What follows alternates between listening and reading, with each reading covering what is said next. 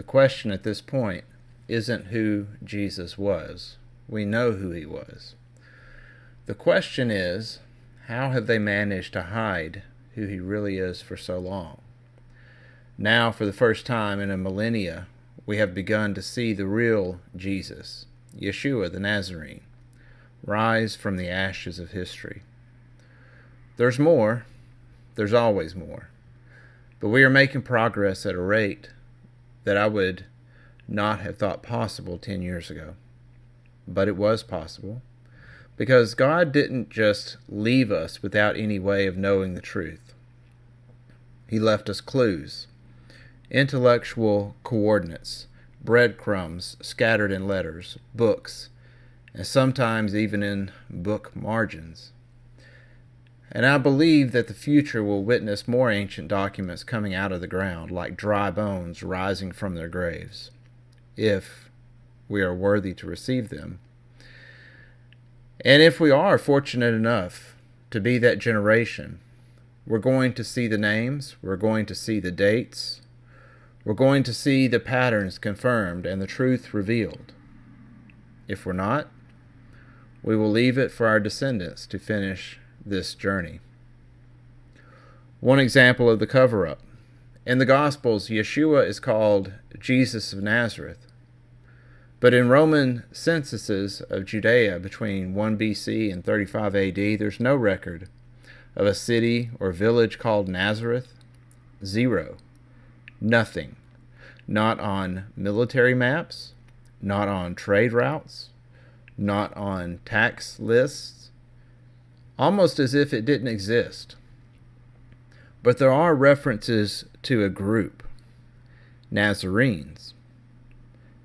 Nazarenes, not of Nazareth, but Nazarenes, a sect within Judea. My friend Kameron Waters touches on this in his documentary film, Christspiracy. But the real story is that the Nazarene truth was rejected by Netflix. In fact, the documentary had to be bought back from Netflix and released independently because they would not allow the sect of the Nazarenes to be mentioned in the final version of the film. But why would Netflix take such a hard stand on not wanting the sect of the Nazarenes discussed? What could possibly be so threatening about a Judean sect that has been extinct for over a millennia? Perhaps, on the treasure map to truth, the Nazarenes are the proverbial X that marks the spot. Not the treasure itself, just the sign of where to dig to find it. This brings to light the unknown nature of the conspiracy. The real crux of the affair is not between good and evil, but between truth and fiction. After all, evil is easy to spot, but falsehood always disguises itself as the truth. We naturally want to fight evil, but a comfortable lie can be as loved more than life itself. This is the thing that no one talks about because it's uncomfortable, because it challenges not just faith, it challenges collective identity, it challenges social structure, it challenges institutional power. But I don't care about comfort, I care about the truth, the unsealed truth.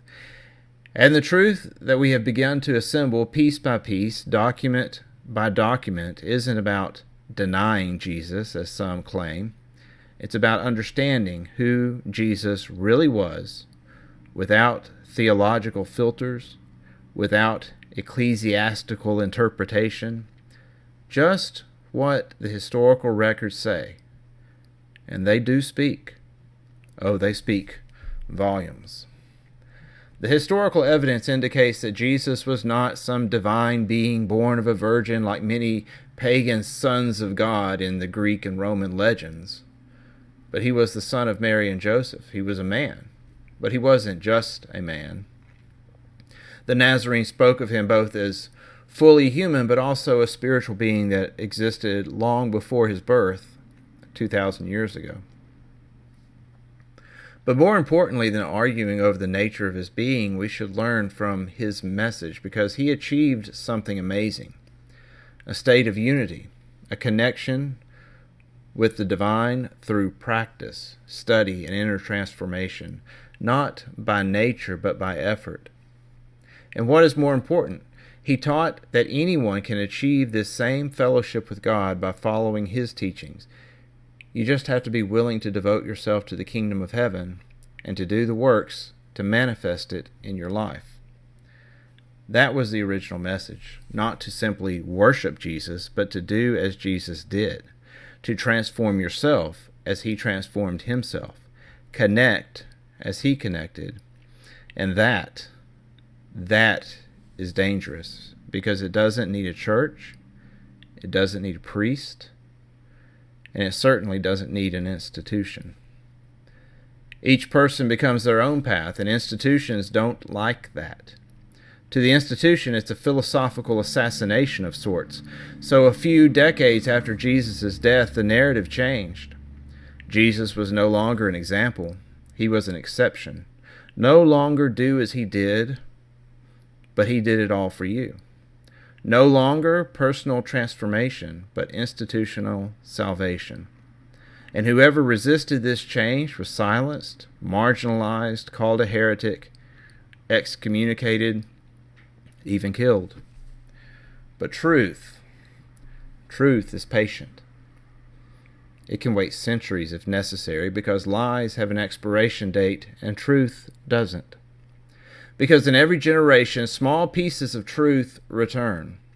A manuscript found here, a declassified document there, an archaeological dig, a DNA analysis. Little by little, the picture changes. Truth doesn't ask permission. Truth just is and waits patiently for minds courageous enough to find it. And questions don't die. They just wait for the next courageous mind. In each generation, someone discovers and someone investigates. Someone reaches the same conclusions and someone tries to silence them. But truth is like water. You can build dams, you can divert the course, you can even dry it up temporarily. But it always finds a way. It always comes back. It always flows. And in the 19th century, the dam began to crack. Seriously.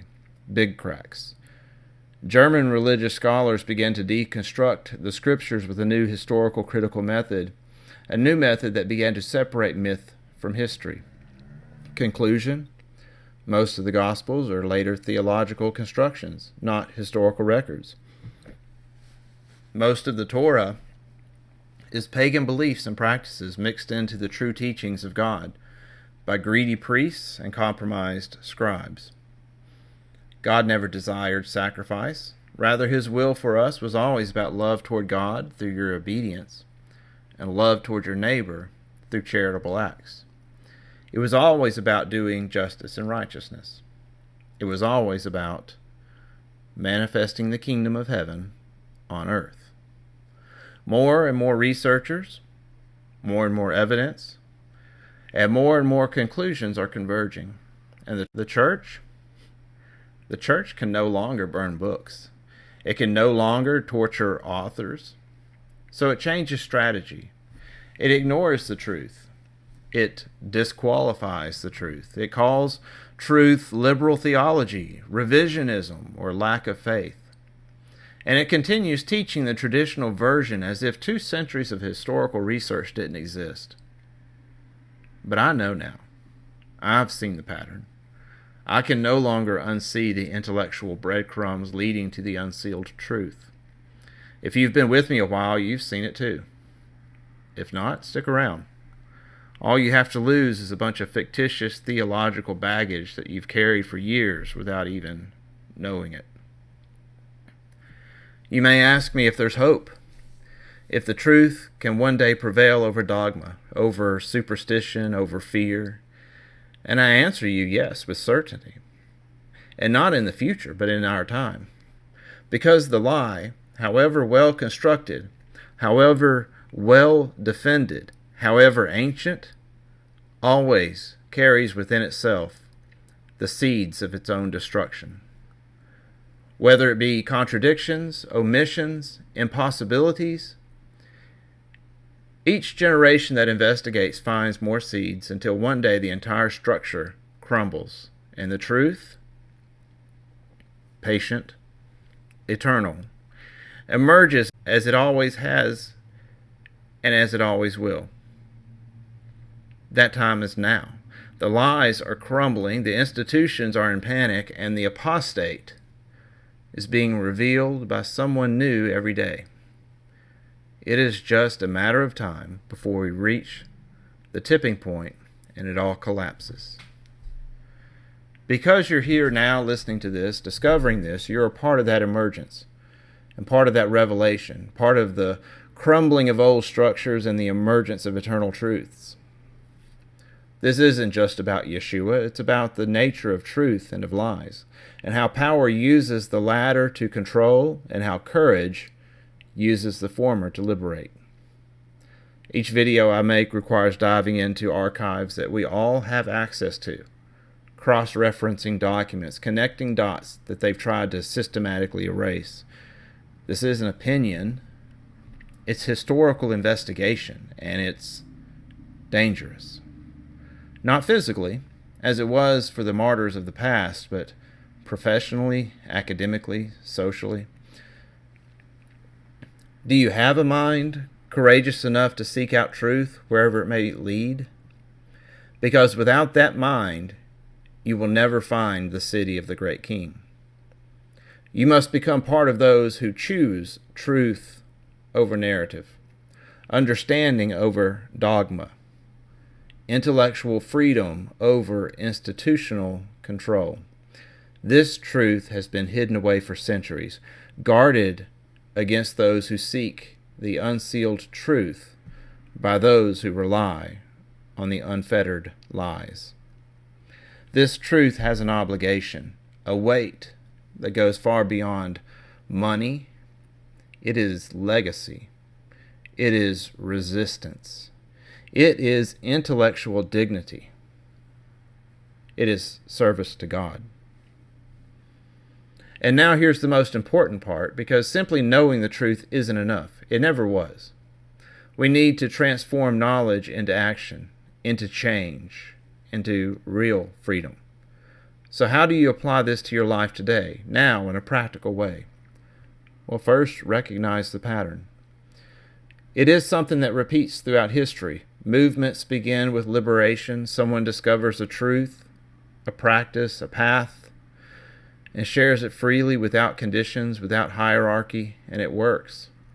Revival manifests, and people transform. They liberate themselves. They connect with something greater. But then institutionalization. Someone realizes this has power. This mobilizes people. This can be controlled. And slowly the message changes from you can to you need us. From personal transformation to institutional obedience. From questions to ready-made answers. And what was once freedom now becomes control.